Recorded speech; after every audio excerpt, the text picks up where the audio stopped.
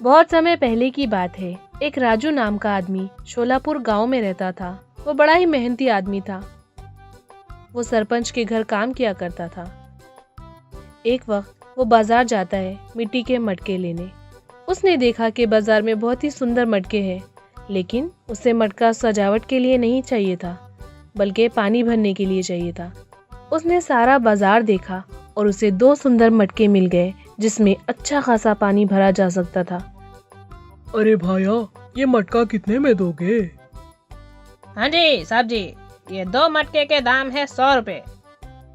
100 रुपए? जी हाँ, 100 रुपए। बाप रे बाप, मटका बहुत ही महंगा बेच रहे हो। भाई साहब, आपको लेने हैं तो लें, वरना आपकी मर्जी। कुछ कम नहीं हो सकता है क्या? ठीक है, आपके लिए 10 रुपए कम कर देता हूँ, 90 रुपए दे दो। ठीक है भाया, तुम्हारा धन्यवाद। मटके लेकर राजू अपने घर वापस चला जाता है।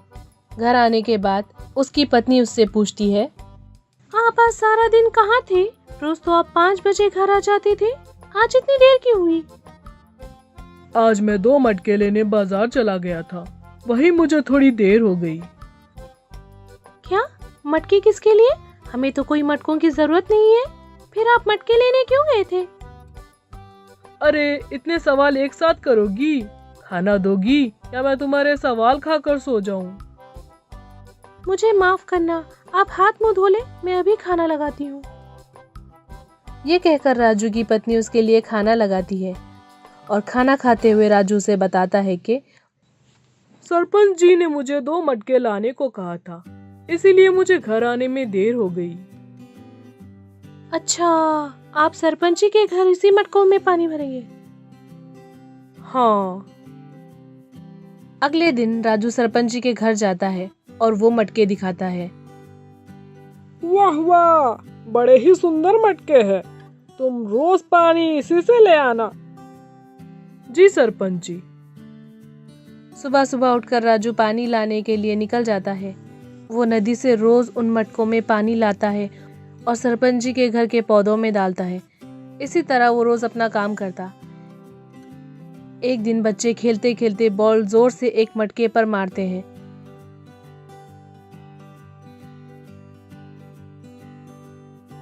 दैया रे दैया, अब मैं क्या करूं? सरपंच जी को क्या जवाब दूं?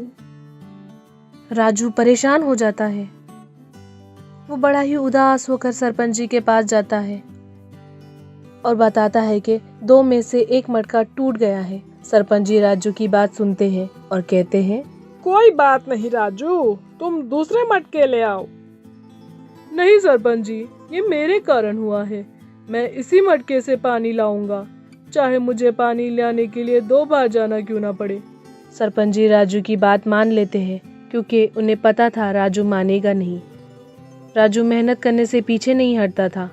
वो पानी भरने के लिए रोज नदी जाता और दोनों मटकों में पानी भरकर अपने कांधों पर रखता और सरपंच जी के घर ले जाता।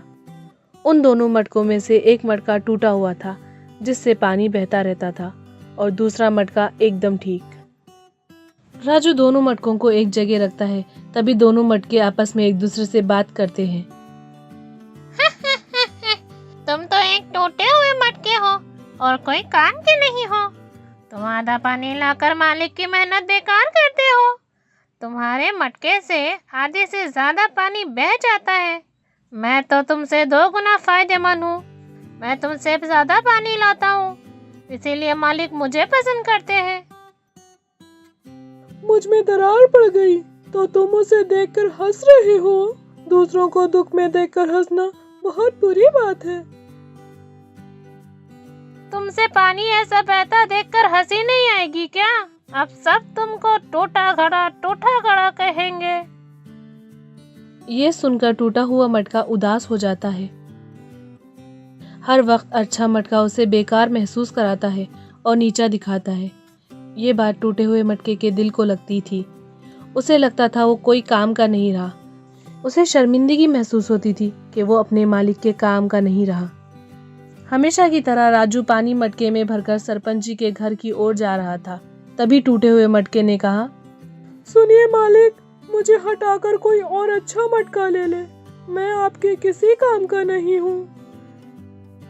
लेकिन क्यों? मैं सारा पानी नहीं ले जा सकता। मुझ में जो दरारें हैं उससे बहुत सारा पानी बह जाता है। मैं आपके ऊपर एक बोझ हूँ और किसी काम का नहीं हूँ। तुम सिर्फ अपनी बुराई देख रहे हो, लेकिन मैं तुम्हारी बुराई के पीछे छुपी अच्छाई को देख रहा हूँ। इसीलिए मुझे तुम में कभी कोई कमी नहीं दिखाई दी। तुम्हें ऐसा क्यों लगता है कि तुम मेरे किसी काम के नहीं हो? तुमने तो मेरी बहुत मदद की है। पर वो कैसे? हर रोज जब मैं नदी से वापस आता हूँ तो तुम्हारा आधा पानी जमीन पर गिरता है, जिससे वहाँ के फूल अच्छे से उग रहे हैं। तो तुम कैसे अपने आप को नाकारा समझते हो? इन सब में आपकी मदद कैसे हुई मालिक? वो जो फूल उगते हैं मैं उन्हें बाजार में बेचकर कुछ पैसे कमा लेता हूँ, जिससे मुझे फायदा होता है।